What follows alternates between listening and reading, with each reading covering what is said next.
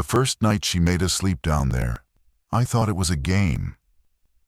That's the thing about being 12. You don't question the strange things adults do when they do them gently. My mother didn't yell at us to get downstairs. She didn't drag us by the wrists or speak in the clipped, tight voice she used when she was worried about money. She came into the living room on a Sunday evening in October, while my brother Denny and I were watching television, and she said, "I made your beds up downstairs tonight. It'll be cozy." And she smiled the way she smiled when she'd bought us something we didn't know we wanted yet.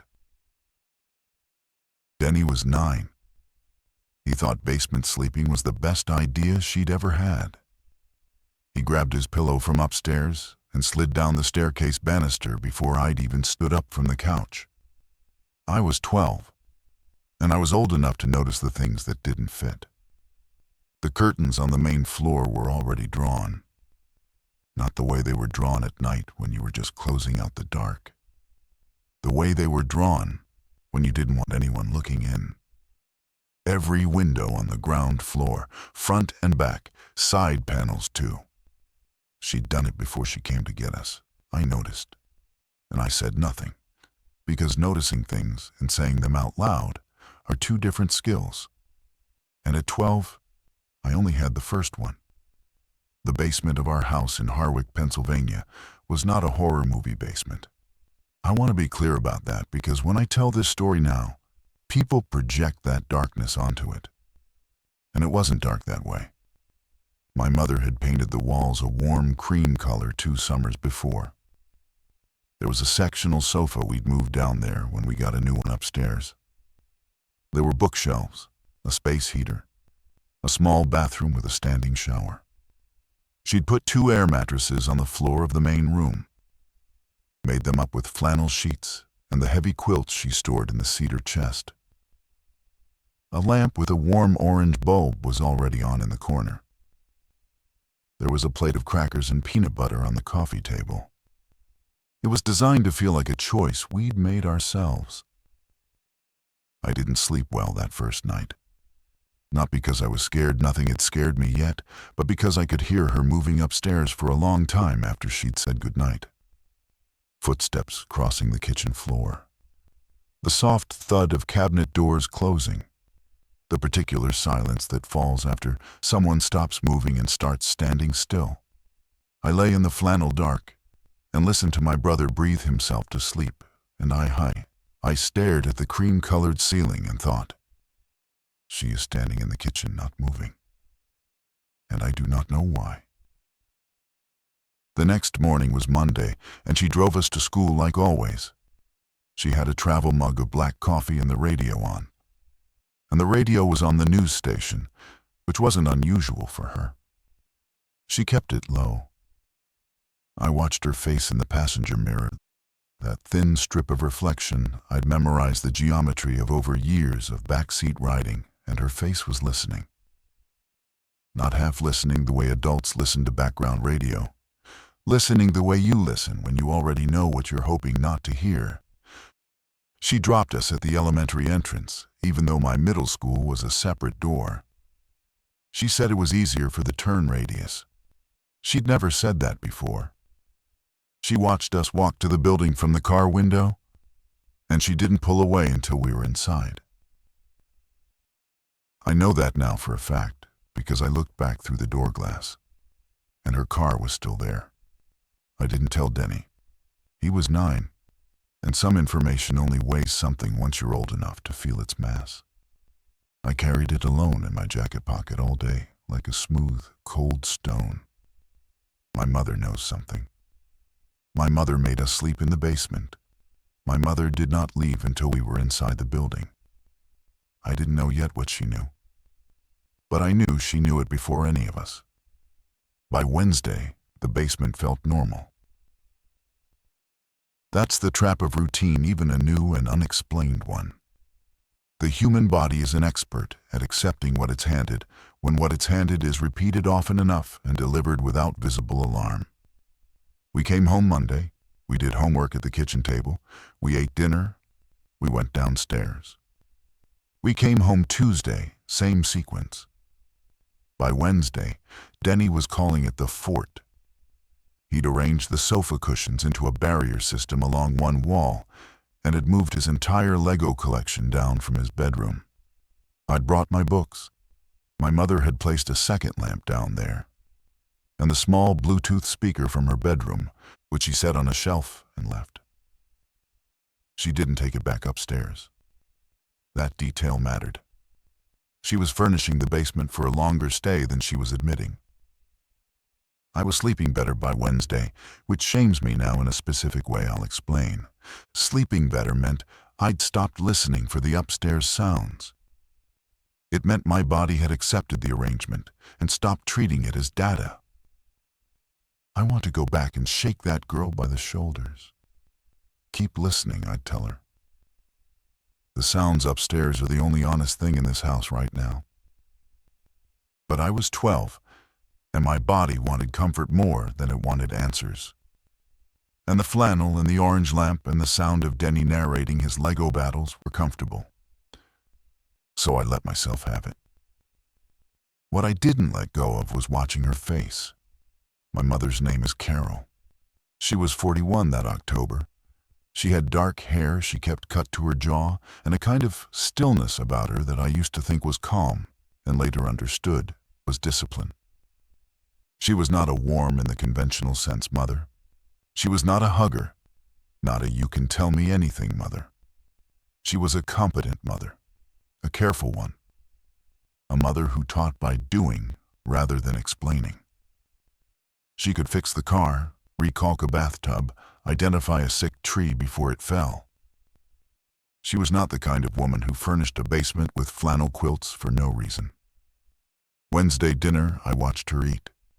She ate with her full attention, which was normal for her. No phone, no television. But her chewing had a rhythm that was slightly faster than usual. And twice she stopped mid-bite and looked at the window above the kitchen sink. The curtains were drawn. There was nothing to see through them. She was looking at them anyway, not looking at them. Through them, at whatever she'd decided was or wasn't happening on the other side. Thursday morning, the school sent a notice home. Routine maintenance, it said. Early release Friday. School would close at noon. I folded it and put it in my backpack, and when I handed it to my mother at pickup, she read it standing next to the car door, and then folded it smaller than it had been, and put it in her coat pocket and said, "Good." Not, "Oh, that's fine," or "I'll rearrange pickup." Just, "Good." Like she'd been waiting for a schedule to align with a plan she'd already made. That night, I heard her on the phone. I'd gotten up to use the basement bathroom, and on the way back, I stood at the foot of the stairs and listened. Her voice was low but not whispering. She only whispered when Denny was in the room. This was deliberate low, the volume of someone who has made the choice to keep sound from traveling. I caught fragments. No, both of them. Then, I know what the timing looks like. I'm not. A long pause. I have enough. I did it in 3 separate trips. Another pause, and then, quieter. Nobody knows. It doesn't matter if they know afterward. I stood at the bottom of the stairs for a long time after she stopped speaking. The stone in my pocket had gotten heavier. Enough of what? I wanted to ask. 3 trips where? Afterward, when? I went back to my air mattress.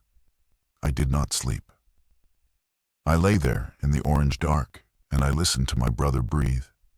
And I made a list in my head of everything I'd seen that week and did not understand. I had 6 items on that list. Later, I would understand all 6. But understanding them didn't make them lighter. Understanding them made them permanent. Friday, the school let out at noon, and she was already in the pickup line when I walked out. That was unusual. She worked. She'd always worked a mid-level position at a water quality testing lab 30 minutes away.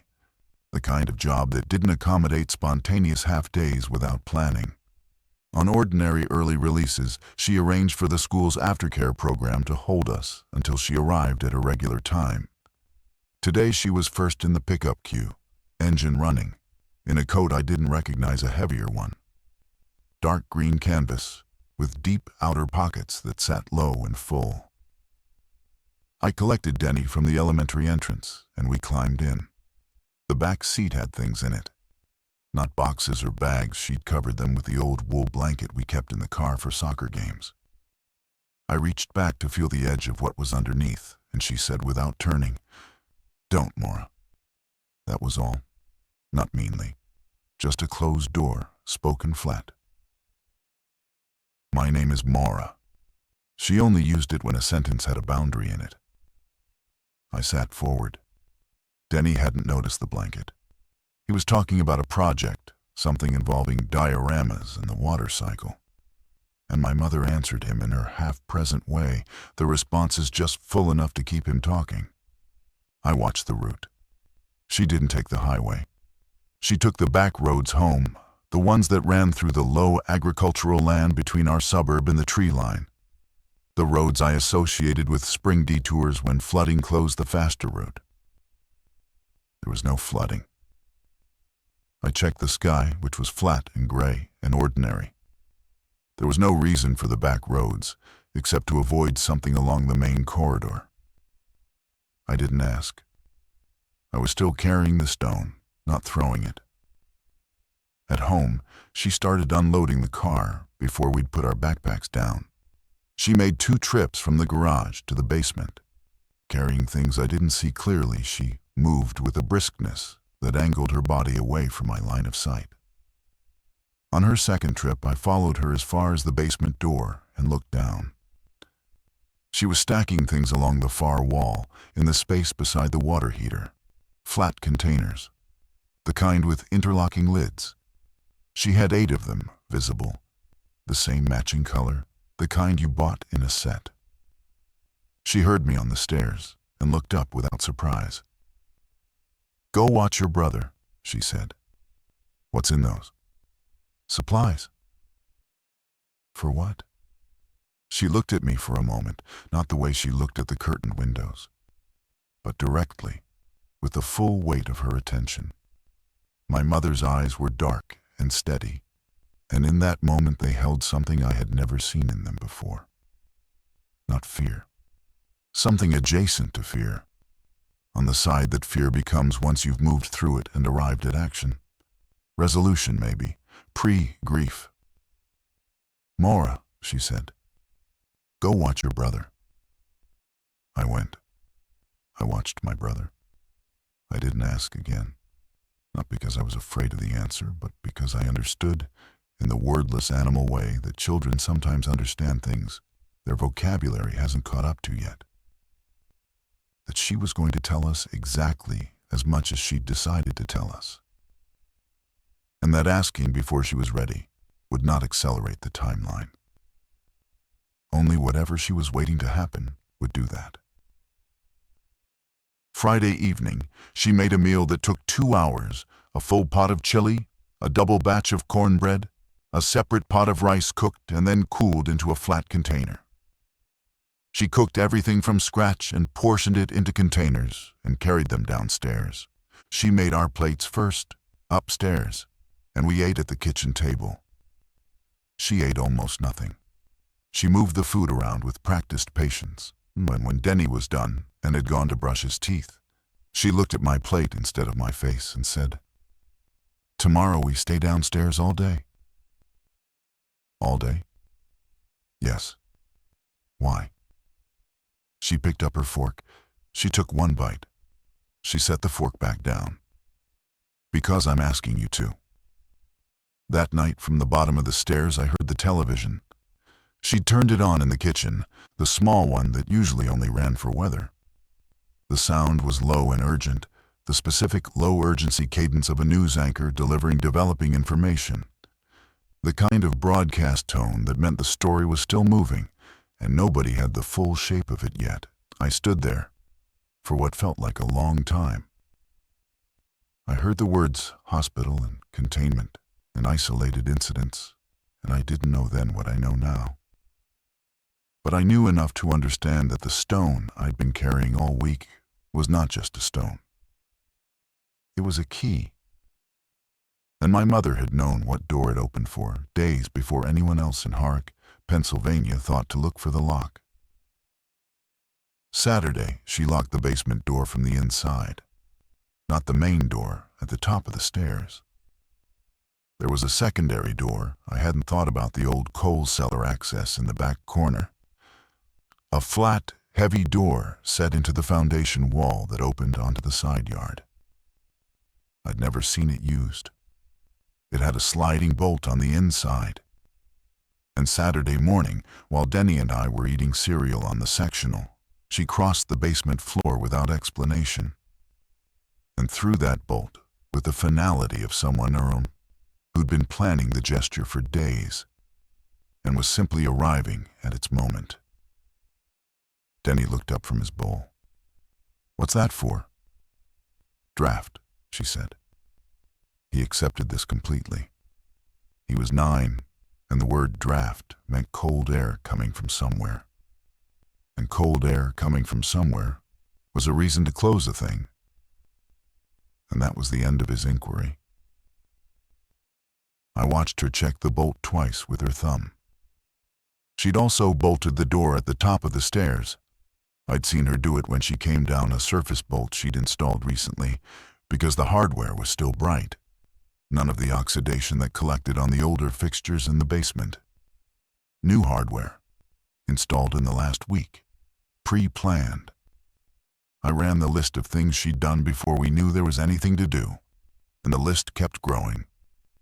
Drawn curtains, back roads, matching containers stacked along the foundation wall, new bolt hardware, a week of managed, deliberate basement routine so that by the time the real confinement began, we were already acclimated to the space and would not treat it as imprisonment.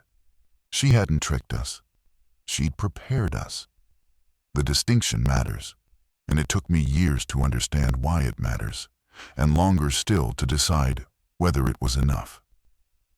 Around 10 in the morning, she sat down on the sectional between us. She had her coffee mug, and she held it with both hands, and she looked at the far wall for a moment before she began. "There's something happening outside," she said. "I've known about it for a little while. I didn't tell you because I didn't want you to be frightened before there was anything we could do." Denny stopped eating. He looked at her with the enormous open attention that 9-year-olds bring to news they sense is large. "What kind of something?" he asked. "The kind that means we stay inside for a while." She looked at him directly, the full eye contact she used for serious things. "Do you understand? We stay inside. We have everything we need right here." "For how long?" "I don't know yet." Denny absorbed this with a gravity that surprised me. He nodded slowly, the way children nod when they're deciding to trust someone. And then he looked at his cereal and kept eating. He was 9, and simple trust was still a reflex for him. I envied him that reflex in that moment with an intensity I couldn't articulate. I looked at my mother and I said, "How long have you known?" She looked back at me. "A little while." "How long is a little while?" A pause. The coffee mug turned between her palms. "Long enough to do this." She meant the basement, the containers, the provisions, the bolt. "Did you know before Monday?" I asked. She was quiet for 3 seconds. I counted them. "Yes." "Before last week?" She looked at the far wall again. "Maura, I want to know." "I know you do. So tell me." She turned to look at me, and her eyes had that same quality from the day before, the side of fear that action lives on. But now, something had shifted. And what lived beside it now was something tender and sorry. She reached out and put her hand over mine on the sofa cushion. "I will tell you everything," she said quietly. when I think you have enough of the other things to hold it alongside. I left my hand under hers. I didn't pull away, but I also didn't close my fingers around hers the way I might have when I was 9. I let it rest there, her warmth over my knuckles. And I stared at the cream-colored wall and thought about what enough other things meant and what it said about her that she thought information was a thing you had to earn the capacity to receive. Upstairs, through the floor above us, something moved, heavy and dragging. Not the house settling, not pipes. Something with irregular weight and no pattern. My mother's hand pressed down harder on mine. We sat very still, the three of us. We did not speak.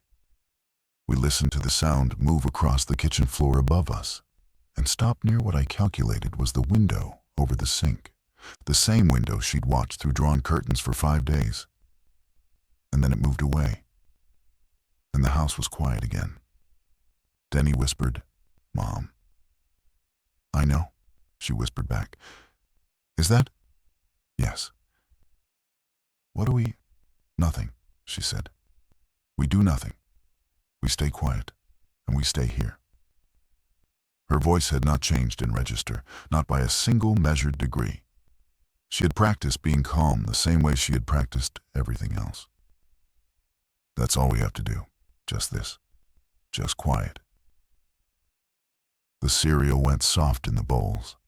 The coffee went cold in the mug. We sat with the blankets around our shoulders in the orange lamplight and listened to the world upstairs discover what my mother had already known for longer than she'd said. And I held the question of when she'd known it like the stone I'd been carrying all week. Except now the stone had a temperature, and the temperature was her hand. The containers held more than food.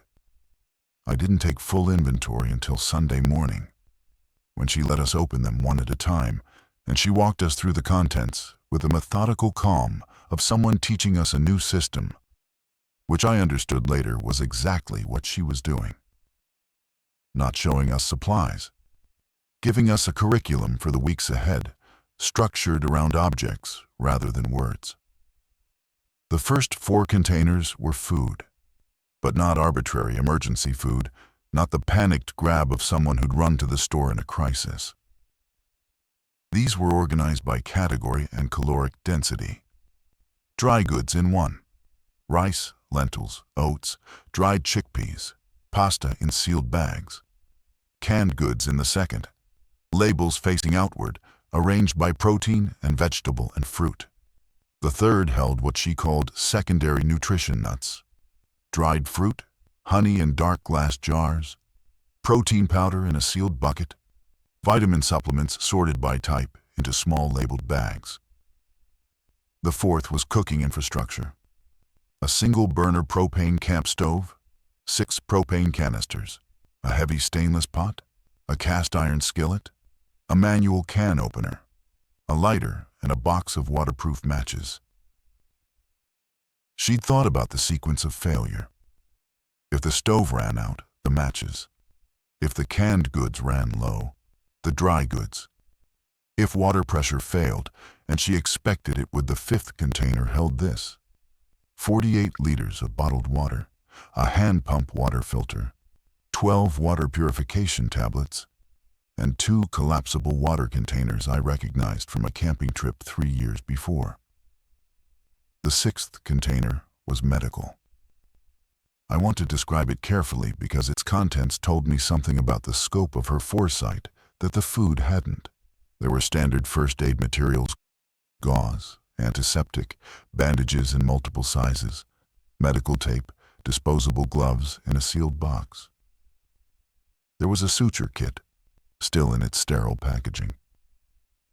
The kind sold in outdoor survival stores to people who planned to be far from hospitals. There was a manual blood pressure cuff, a thermometer, an ace bandage, a SAM splint.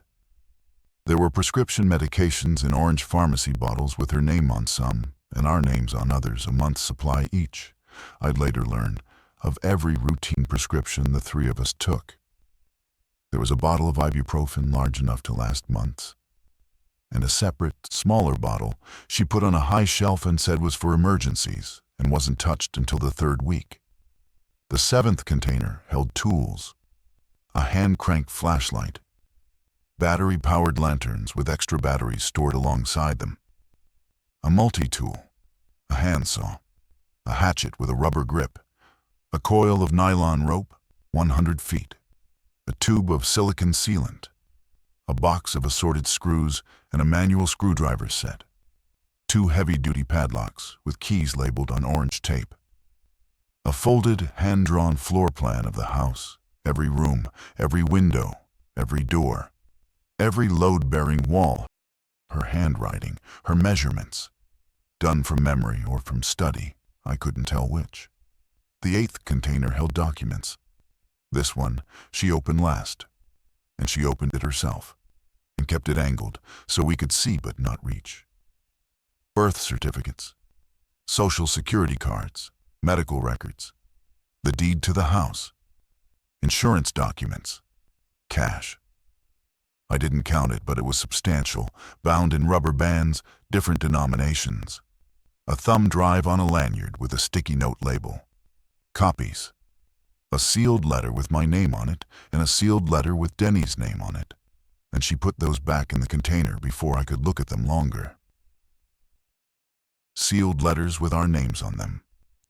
I was 12, and I understood what sealed letters meant.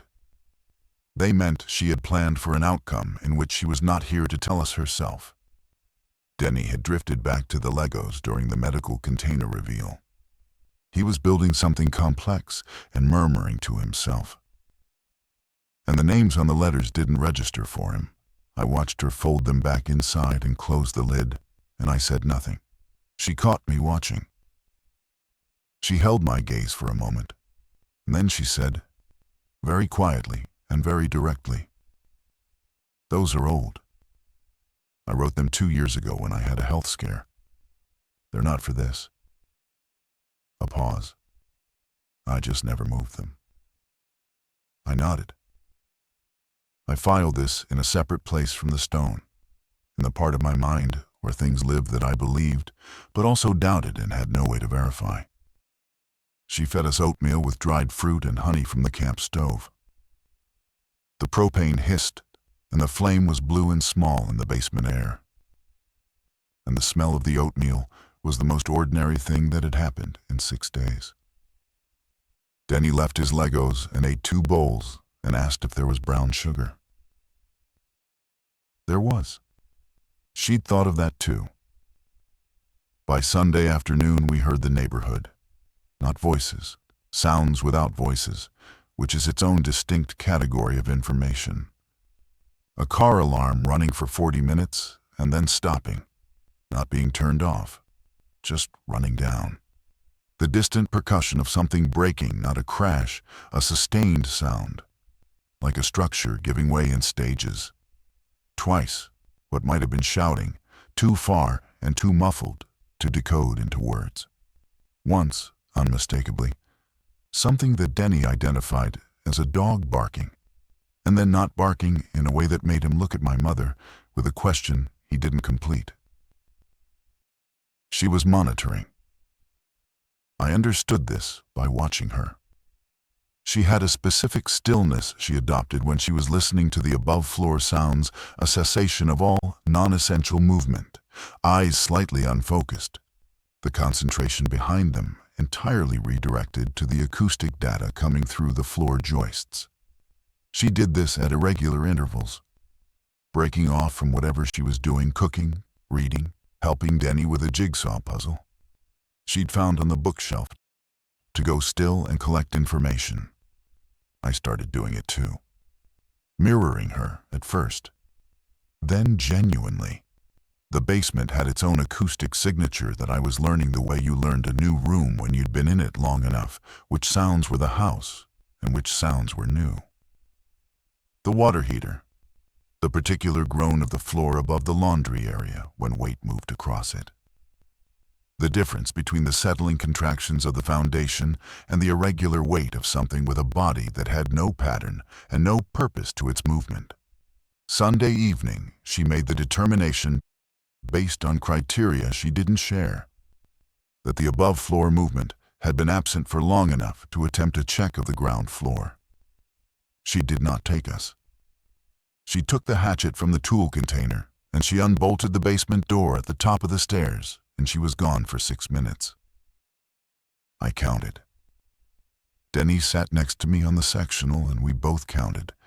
In different ways, him with his legs shaking in a fast rhythm, me with the numbers running silently in my mind. 112. 113. She came back on the count of 347. She rebolted the door. She put the hatchet down on the table and sat in the chair across from us and said, "Windows are intact. 2 neighbors on the left side, I can see their lights are on. The radio says the National Guard has established perimeters, but I couldn't hear the specifics." "What about next door on the right?" I asked. "The Feller family. Mrs. Feller always left her porch light on." My mother looked at me for a moment. "Mora." "What?" "Their porch light is off." I understood what she meant. I understood it without wanting to. I looked at Denny, who was still watching her face with his legs still going. And I could see the moment the understanding reached him too, not the specific content of it, but the shape, the outline of something irreversible, having happened to people he knew. He put his head against my shoulder. He was 9, and he didn't ask the question he'd decided not to ask. I put my arm around him, and I looked at my mother over the top of his head. She was looking at the floor. Her hands were folded in her lap, and she was looking at the floor with an expression I had never seen on her face in 12 years of watching it. Not grief, exactly. Something underneath grief. The bedrock that grief is built on. The place you go when you've known something was coming, and it has now arrived. And the part of you that hoped you were wrong has just been quietly retired. She had known. She had known before the radio said it, before the National Guard said it, before the car alarms and the silenced dogs. She had known in the way that some people know things, not mystically, not randomly, but through specific information that she had somehow accessed and evaluated and acted on, while the rest of Harik was watching television and scheduling haircuts and expecting ordinary Monday. I wanted to ask her then, with a ferocity that I can still feel in my sternum when I think about it. I wanted to ask her where she'd gotten the information and how long she'd sat with it before deciding to tell us nothing, and how she'd slept at night in the week before, knowing what she knew. Lying in the bed above us while we lay in the flannel dark she'd manufactured for our safety without our consent. I didn't ask. Denny's breathing was slowing down against my shoulder. The rhythmic deceleration of a child, exhausted by a fear he'd been too small to fully process, sliding toward sleep. And I thought, not now. There will be time for the asking. There has to be time for the asking. I will ask her everything, and she will answer, and I will carry the answers, and they will not be light, but I will carry them. Upstairs, something moved 3 weeks inside. The time compressed and stretched simultaneously, which I didn't have language for at 12, and now understand as the standard disorientation of altered circumstances. Days that felt interminable in the moment have compressed into impressions in memory. Hours that seem to accelerate past judgment are the ones I can still reconstruct in fine detail. The routine my mother built was deliberate architecture. She knew, I believe she knew, that structure was the psychological infrastructure we needed as much as the physical kind. And she constructed our days with the same methodical competence she'd applied to the containers. Wake at the same time. A specific task before breakfast. Denny's was keeping the Lego construction going, a project she framed as engineering practice.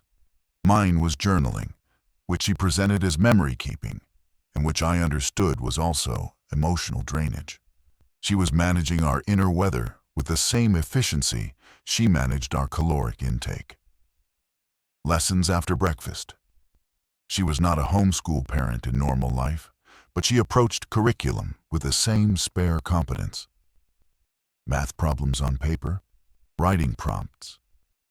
She read aloud to us from the books on the basement shelves. There were more of them than I'd registered before, and several were new, still carrying the faint smell of recent purchase. She'd bought them for this. She'd thought, my children will be confined underground, and they will need their minds occupied. And I will provide for that need the way I provide for all needs, in advance and without making them watch me do it. On day 4 of the second week, the water pressure from the house supply dropped to a trickle and then stopped. She had anticipated this.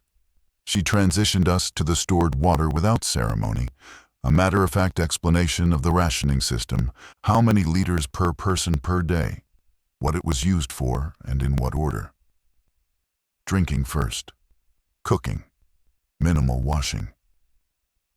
The camp stove became the center of the room in a new way, everything organized around the conservation of fuel and water simultaneously.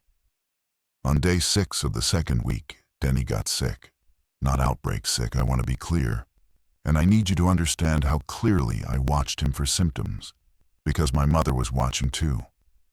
And watching her watch him was its own specific terror. It was a fever, ordinary, the kind that came in the night and burned 3 days and left. She managed it with measured ibuprofen and the carefully rationed water and cool cloths. And she did not sleep during those 3 days in any meaningful way. I woke at 2 in the morning on the second night, and she was sitting beside his air mattress in the orange lamplight, with her hand on his forehead, and her face had something in it then that all the competence in the world couldn't organize away. She loved him in the raw, unengineered way. It was the only moment in those 3 weeks when I saw her preparation fail to contain her. She was just a mother in the dark with her hand on her sick child's forehead. And the competence had stepped outside for a moment and left the love sitting alone in the lamplight. I watched her from my mattress and did not let her know I was watching. Some things needed to be private. Some of what I was collecting about her needed to stay in the space between observation and cataloging, undisturbed by my presence. On day 11, the distant sounds became closer for a single afternoon and then receded again. And she spent that afternoon in the specific stillness of her most intense listening. And that evening, she told us the worst of it had moved through the immediate area. And what remained was dispersed and largely inactive. She didn't use the words infected or outbreak, or anything that would have required her to define directly what was outside. She used geographic and behavioral language that described movement and density, and gave us information without giving us images. She was protecting our imaginations along with our bodies, managing the perimeter of the mind the same way she'd managed the perimeter of the house. I took note of this. I was still taking notes on everything she did in the journal she'd assigned me, where the entries were nominally about my days and actually about her. On day 19, she said we would leave in 4 days. I asked her on day 21. Denny was asleep genuinely, deeply, the heavy sleep of a child who'd adjusted to the new world with the biological generosity of the young. That's all.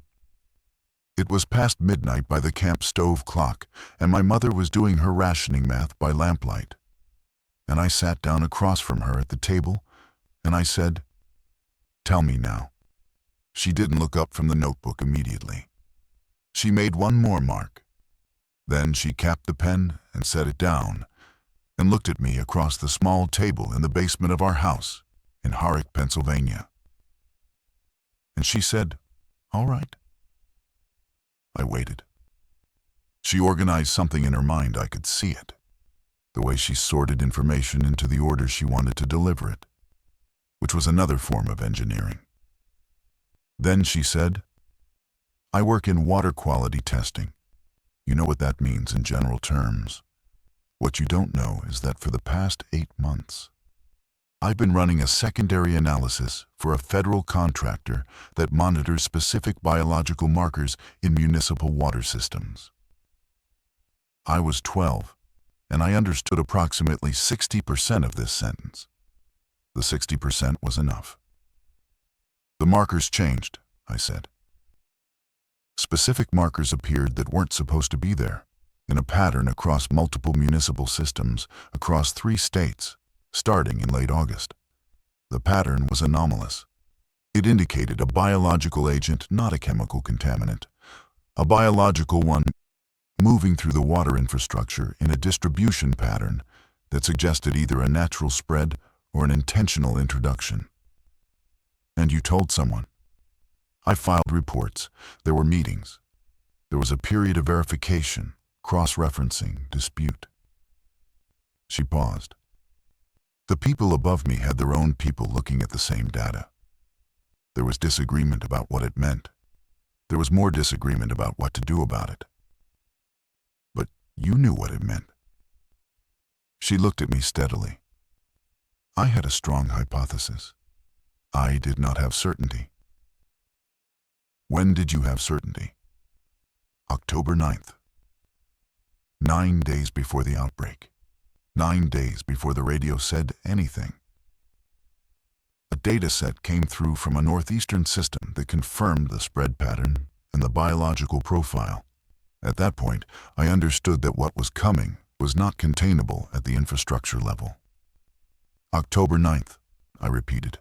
I counted backward. "That's before you moved us downstairs." "Yes." "You knew for 9 days before you said anything." She held my gaze. "I knew for 9 days that something was coming. I used those 9 days to prepare everything I could prepare for your survival. There were 2 options available to me. I could tell you immediately and spend those 9 days managing your fear instead of building what we needed. Or I could tell you nothing, build the structure, and deliver you into it safely." A pause. I chose the second. I sat with this for a long time. The camp stove ticked as the metal cooled. The basement was very quiet. "You made that choice for me?" I said. "You decided what I could handle?" "Yes." Without asking. "You were 12, Maura. I was 12, and I could have helped. I could have helped you carry the containers. I could have helped with the planning." "You could have," she said. "And the cost of bringing you into it would have been your ability to sleep, your ability to function, your brother's ability to stay stable. You would have carried it, and it would have changed the shape of those 9 days for all 3 of us. But it was my shape to carry." She was quiet. "It was my life," I said. Not angrily. I want to be clear that I was not angry in that moment. I was 12 and precise, and I was laying out the structure of my grievance the same way she laid out everything, methodically and without excess. "You made a decision about my life and my understanding of it, and you didn't ask me. You decided what I was allowed to know about my own survival." She picked up the pen. She put it back down. She looked at the table. "Yes," she said quietly. "That's accurate." "Do you think you were right?" She looked up. "I think we're alive." "That's not what I asked." Her jaw moved slightly. For the first time in 3 weeks, possibly in my life, I watched my mother Carol not have an immediate answer. The competence went away. The engineering went away. She sat across the table from me in the orange light, and she was not a water quality analyst or a crisis architect or a woman who had seen a disaster in the data before anyone else and built a fortress for her children without their knowledge. She was a woman who had made a choice that could not be unmade, and was sitting with a permanent weight of it across the table from the 12-year-old whose life it had been made inside. "No," she said finally. "I don't know if I was right. I know it worked. I know I would do it again. I don't know if those things mean right." I sat with that for a long time too. Then I said, "I want to know everything. All of it. Everything you know about what's outside and what's coming and how bad it gets. I don't want you to decide for me anymore." She looked at me for a long moment. Then she nodded. "Okay," she said. "Okay, Maura." She talked until 4 in the morning. I listened to everything. What she told me over those 4 hours remade the shape of everything I thought I understood. She started with the biology, what she knew of it from the contractor briefings, from the data sets, from the second-hand medical reporting that had come through official channels before those channels went quiet. It was not the thing from movies. It was not simple or clean or dramatic in the way fiction had taught me to expect dramatic things to be. It was messier and stranger and more biological than that, a degradation process that moved along the nervous system and rewired certain fundamental drives, while leaving others partially intact. She explained it in the language of her training, which was precise and which I absorbed imperfectly but retained in outline. The details mattered less than the shape. The shape was, it had been in the water. It had moved faster than anticipated. And the vector was not just bite or blood, but proximity-level aerosolized particles in dense concentrations. That was why the windows had been closed and sealed. That was why the basement, with its foundation-level air sealing, had been the better choice. That was why she'd placed the wet towels along the bottom gap of the basement door on certain days and removed them on others. Air quality management based on her assessment of outside concentration levels, which she was estimating from sounds and limited observation rather than instruments, but estimating with professional methodology. She had been doing air quality analysis on our confinement with her bare perceptions. I sat and listened, and the list in my head that had started with 6 items grew and grew. Every unexplained thing became explained, and every explained thing became heavier. The light of the things I now understood pressed down on me differently than ignorance had. My mother had built a model of what was happening outside using data from her professional life, acoustic monitoring from inside the house, and spatial reasoning. And she had been running it continuously for 3 weeks, managing our environment based on conclusions nobody had told her to draw. She had just drawn them alone, and acted on them alone, and kept the running of it private so that we could sleep. I thought about the nights she'd moved around upstairs after we'd gone to bed, the standing still in the kitchen. She hadn't been anxious. She'd been working. She'd been monitoring the perimeter, checking the windows, updating her model, all in the dark after her children were asleep. I thought about the sealed letters with our names on them. "If something had happened to you," I said, interrupting a passage about the guard perimeter zones. "The letters," she paused. "Yes." "What do they say?" She looked at the container. She got up, opened it, lifted them out. She handed mine across the table. I held it. The envelope was a plain white standard size with Maura written in her handwriting across the front. Not capital letters, not formal, her ordinary handwriting. "Can I open it?" I asked. "It's yours." I opened it carefully. It was 2 pages, front and back. The first paragraph was instructions, whom to contact, where documents were, what decisions to prioritize. Pure logistics, her in her most competent register, her voice in its operational mode, making sure the function of survival continued past her. The second half was something else. It was shorter than the logistics. It was harder to read, not because the words were complicated, but because they were so uncharacteristically direct. She had written to me in the voice she never used out loud.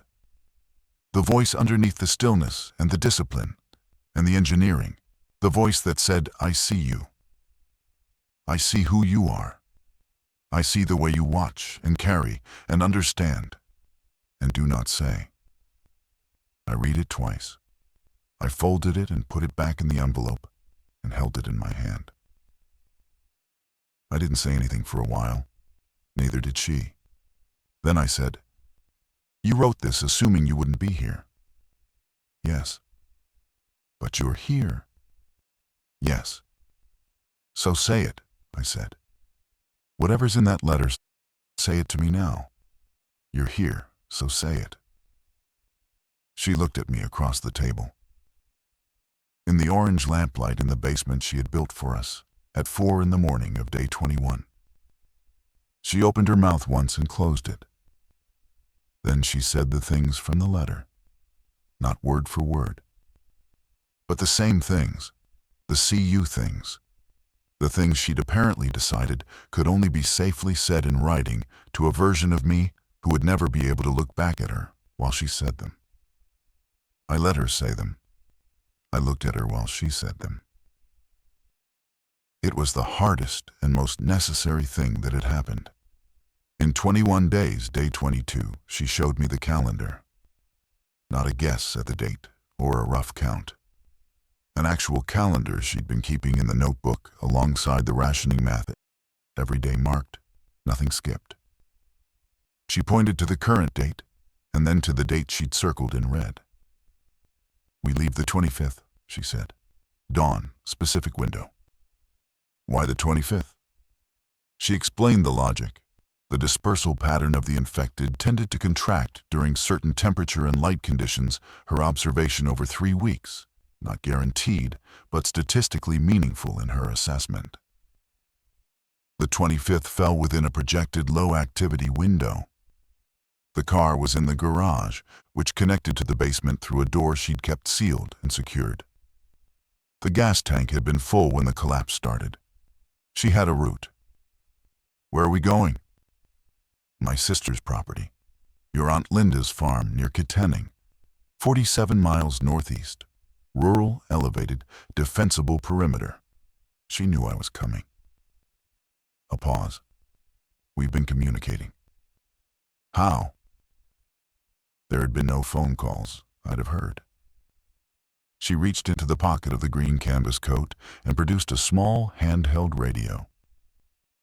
Not a phone, a radio. The kind that operated on independent frequencies outside the collapsed infrastructure. We established a communication schedule before the power grid degraded. Check-ins every 72 hours.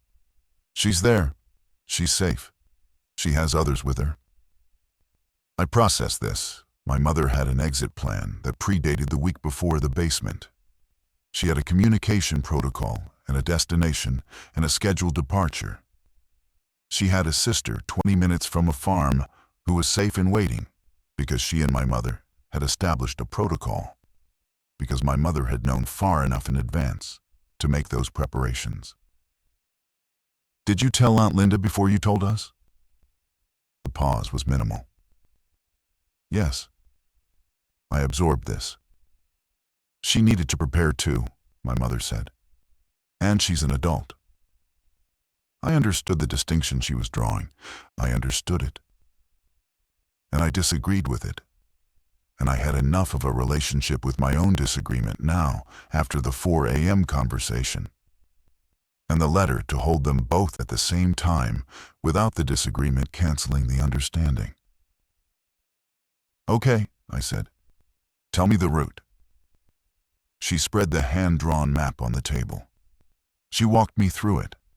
Every turn, every landmark, every contingency point. If this road is blocked, use this alternate. If the alternate is blocked, this third option. 3 layers of route planning for a 47-mile drive. She knew the fuel range exactly. She knew which segments were highest risk based on population density data from her professional access. She'd marked the high-risk zones in red pen and the known clearance points in blue. I studied it. I asked questions, and she answered them without hedging or simplifying. She was letting me in, fully for the first time. Not because I'd asked, not because I'd argued successfully, but because the departure was 2 days away, and the structure of concealment had served its purpose, and now she needed me to be operational. I want to be honest about that. She wasn't letting me in because my argument had been right. She was letting me in because the mission profile had changed. She still believed she'd been right to withhold. She was letting me in because she needed me. These two things can be true simultaneously. At 29, I understand that. At 12, I accepted it without fully understanding it, which is how most true things are accepted at 12. That night, I helped her pack the go bags. 2 each, weighted by body size, contents prioritized exactly as she specified. I packed mine without asking why each item was included. I had learned to trust the rationale even when it wasn't narrated. I was turning into her. Quietly, in the orange lamplight, I was learning her language. I didn't know yet whether that was a gift or an inheritance I hadn't consented to receive.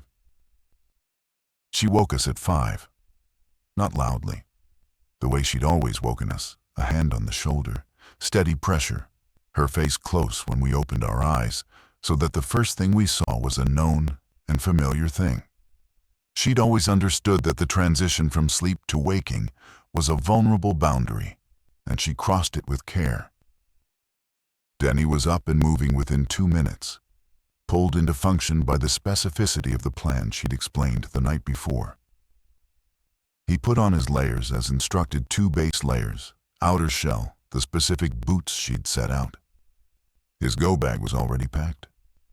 He slung it on and stood in the basement with the focused expression of a 9-year-old who had decided this was an adventure, and adventure required seriousness. I watched him and felt something I couldn't name, then something between pride and grief. Watching him marshal himself for a world that hadn't given him time to be afraid of it properly. She went to the garage door, the interior door connecting basement to garage, and listened for 2 full minutes before unbolting it. The garage smelled like cold air and motor oil, the ordinary garage smell that now felt impossibly normal, a sensory artifact of before. The car was there, exactly as she'd left it. She loaded the go bags into the trunk with efficient speed. She put Denny in the back seat. She looked at me and nodded at the passenger seat. I had never sat in the front before. She'd always been strict about the age requirement. I got in without commenting on it. She started the engine and the sound was enormous in the closed garage, not actually loud, just loud relative to 3 weeks of basement quiet. Every noise recalibrated against that baseline. She let it idle for 30 seconds, hand on the garage door remote, listening through the car body for exterior sounds. Then she opened the garage door. Dawn light came in gray and cold. The driveway was empty. The street beyond the driveway was empty, which was wrong in the way that empty streets at dawn were always wrong. Streets should have the residue of ordinary life. A parked car belonging there, a newspaper at a door, a light in a kitchen window across the way. All of it was absent. It looked like a street between one world and the next, a geography that hadn't been reassigned yet. She backed out without hesitation, because hesitation at the driveway threshold would have been worse than moving. She turned onto the street. She drove at exactly the speed limit, not panicked fast, not overcautious slow. The speed a competent person drives through a neighborhood on a morning they are trying not to attract attention. 2 houses down on the left, I saw a front door standing open. Not wide. 8 inches maybe. Nothing in the gap. Just a door that someone had gone through and not come back to close. standing in the cold morning light as a permanent record of a departure that had not been orderly. I looked forward. My mother's hands were at 10 and 2, grip steady, eyes moving in their practiced scan mirrors, road ahead, both sides. Denny was looking out the back window. I wanted to tell him not to. I didn't because telling him not to look would have directed his attention to the thing he hadn't yet focused on, and that was worse. At the end of our block, she turned right instead of left, the route she'd mapped rather than the instinctive exit. I watched the landmarks resolve as she described them from the map, the church on the corner with its parking lot empty, except for one car sitting crossways, a gas station with the canopy partly collapsed onto the pump island. Ordinary infrastructure in states of incomplete failure. The math of how recently things had broken visible in the degree of the damage. We cleared the suburb's edge in 11 minutes. The road opened into the agricultural corridor, and she let out one breath that was different from the others. Not a sigh, not relief. The breath of someone who has completed a phase transition and is now recalibrating for the next one. "Okay," she said, to herself or to us or to the road. "Okay." Denny said, "I see someone." I looked where he was looking. At the shoulder of the road, 300 meters ahead. A figure. Standing. Not walking. Just standing at the edge of the road in the early light, with no apparent direction or purpose. My mother's foot was already adjusting, the car's speed dropping almost imperceptibly as she made her assessment. She was reading the figure the way she'd been reading data for 3 weeks. For density, for pattern, for the information she needed to make a decision. The figure turned. It registered our car. It began to move toward the road. She accelerated, not frantically, with precision. The car moved forward at a speed that left the figure behind in seconds, the geometry of our velocity versus its closing velocity solving itself clearly in her favor. And in 4 seconds, it was in the rear mirror, and in 6, it was out of the frame, and the road ahead was empty and flat and gray. Nobody spoke for a long time. Then Denny said, "Mom." "I know," she said. She said it the same way she'd said it in the basement, the same register, the same completeness of acknowledgement. He didn't finish the sentence. He understood, at 9, that some sentences had already been completed for him. The 47 miles took 3 hours.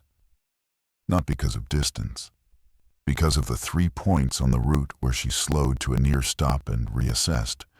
The long way around 2 road segments she'd pre-designated high risk that were worse in reality than her data had suggested. And one stop at a complete standstill on a rural bridge where she turned off the engine, and we sat in total silence for 8 minutes while she processed information from the road ahead. On that bridge, in the silence, Denny fell asleep.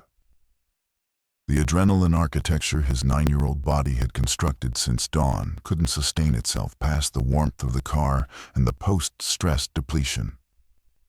And he just folded into the back seat with his go-bag against the door and went under.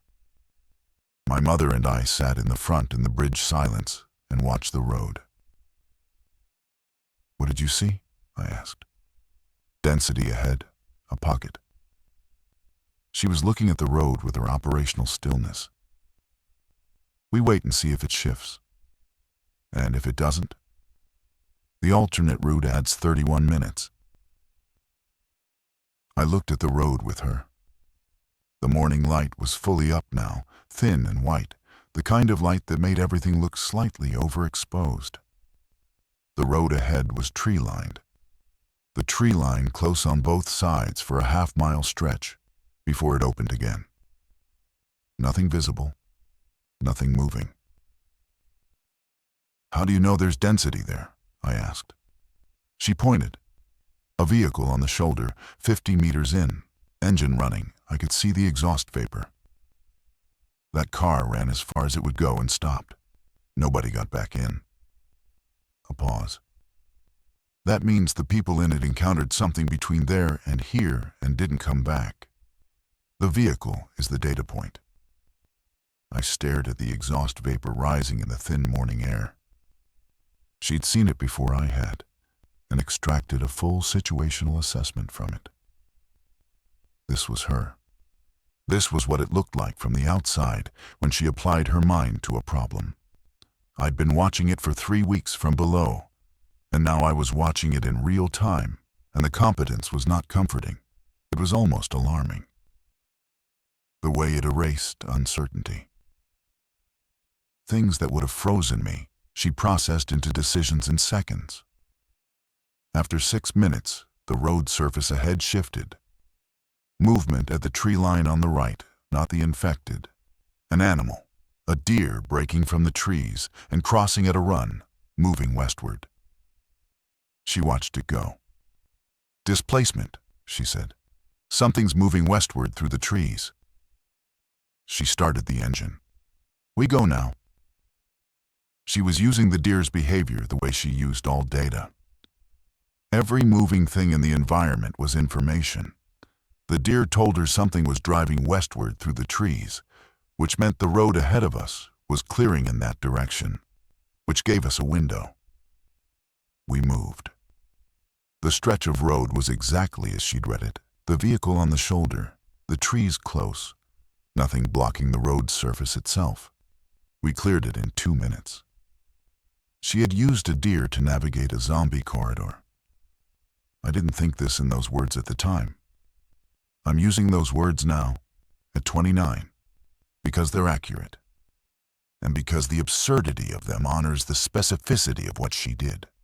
She was extraordinary in the way that quiet, competent people who have committed to a problem are extraordinary, not dramatically, not visibly, just functionally, in the doing of the thing, while no one is watching. We arrived at Aunt Linda's farm at 8:47 in the morning. The gate at the end of the long gravel drive was closed, and I could see 2 figures on the porch. One of them raised a hand when we turned in. My mother flashed the headlights, twice a code, I understood, because everything between them had been coded. The gate opened from the inside.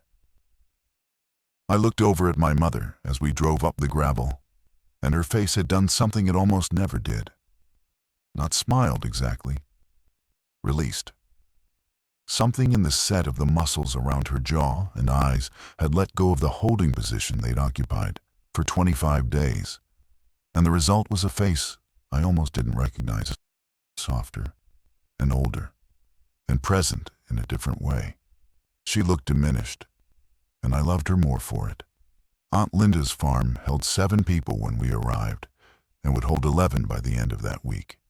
I don't want to give the impression that arriving was arriving, and it was over. Nothing was over. The farm was a new structure, not a conclusion. There were resources and decisions and tensions, and a whole new set of daily calculations that my mother was now sharing with my aunt, rather than running alone. But the acute phase was different. The farm had land. It had a water source independent of municipal infrastructure. It had food production capability, however reduced, and it had the particular psychological resource of sky and open ground after 3 weeks of foundation walls. The first morning I stood in the farm's side field in the cold and looked at the sky for a long time. Denny ran. He simply ran across the field, arms out, no destination, the pure physical expression of a body that had been contained for 3 weeks and was now released into open geometry. I watched him, and the knot in my sternum that had lived there since Monday, October 12th, loosened 1 degree, only 1 degree. The rest of it was staying for a while. The farm community operated by consensus in the way that small emergency communities do before hierarchy reasserts itself loose and cooperative, westernusted and held together by shared necessity rather than structure. My mother and Aunt Linda formed the de facto center of it without declaring themselves so. The competence gravitating into leadership the way it always does when circumstances are serious. I watched how the other adults oriented toward my mother when a decision needed to be made, how they read her response to a question before finalizing their own. She had not appointed herself to anything. She was just the person who had already solved problems 3 steps ahead of where everyone else was standing. I was learning vocabulary for this in those weeks. What I was watching was what it looked like when a person's preparation met the moment it had been built for. It was not comfortable to watch. It was instructive and uncomfortable in a specific combination that I'd come to associate with important learning. I was learning her, deliberately. The way you learn a language when you've decided fluency is necessary. On day 3 at the farm, I found a notebook in the barn and started keeping a different kind of record than the journal she'd assigned me. Not diary entries. A running document of her decisions and the reasoning I could infer from them. Why she recommended a particular watch rotation schedule. Why she moved the water storage from the barn to the lower cellar. Why she suggested the gate protocol be changed on day 4.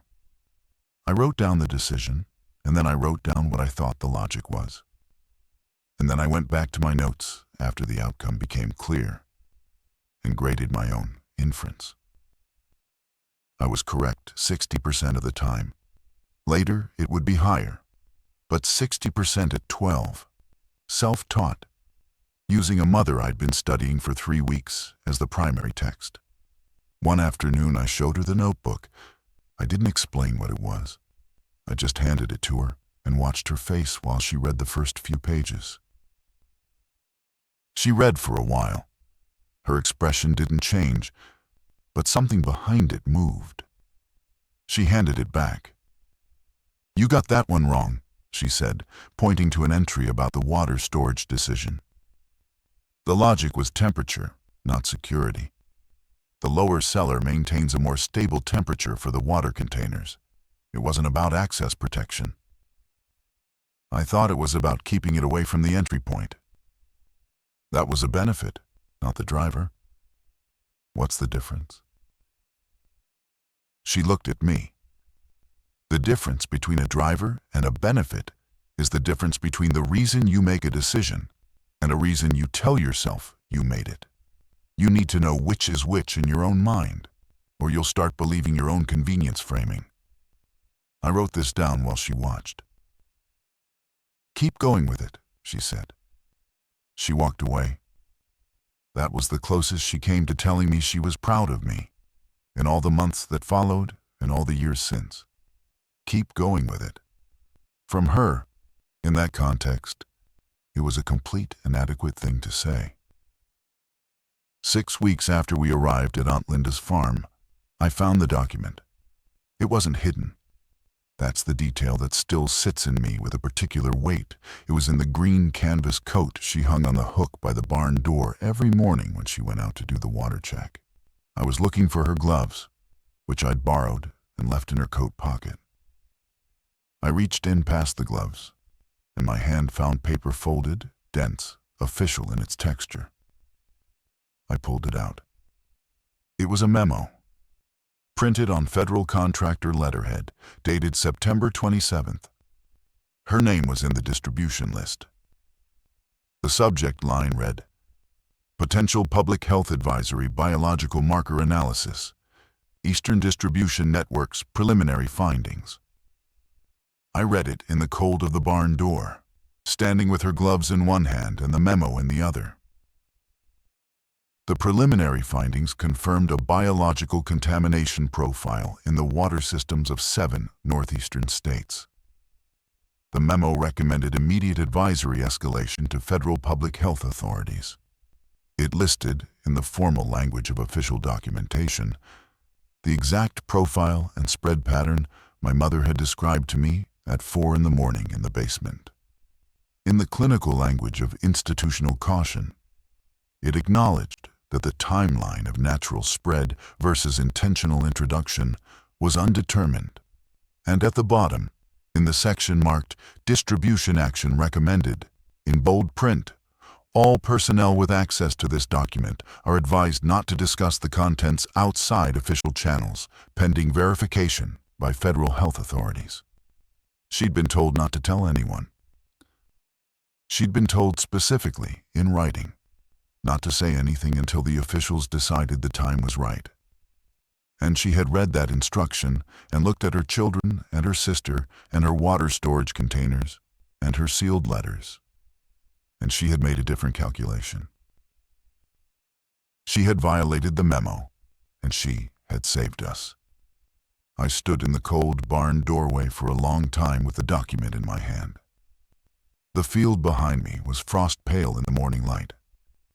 I could hear Denny's voice somewhere on the far side of the yard, talking to one of the other kids who'd arrived in the second week, a neighbor's son, 7 years old, whose parents had not made it.